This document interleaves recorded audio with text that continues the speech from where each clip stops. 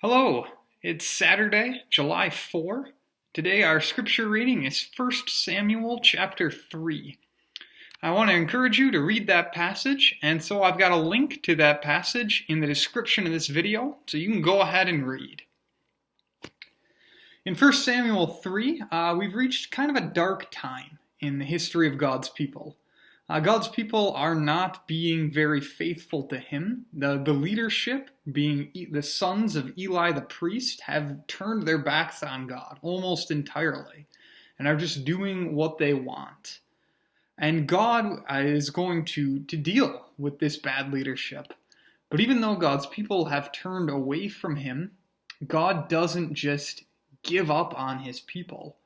We see in this chapter that God speaks to Samuel.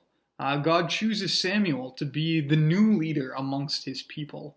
God raises up Samuel as someone who will follow God, someone who will reliably speak for God, someone who can call God's people back towards faithfulness to Him.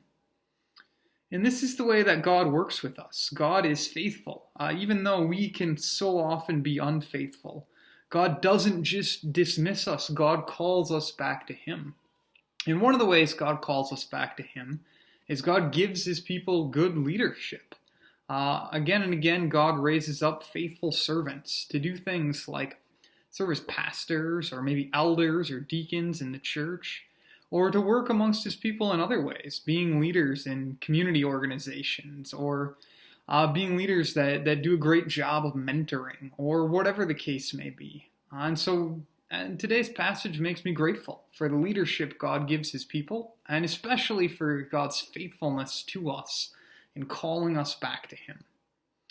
So that's my thought for today's passage. If you've got thoughts, comments, or questions that you'd like to share, please do so. Thanks again for watching. Have a great day.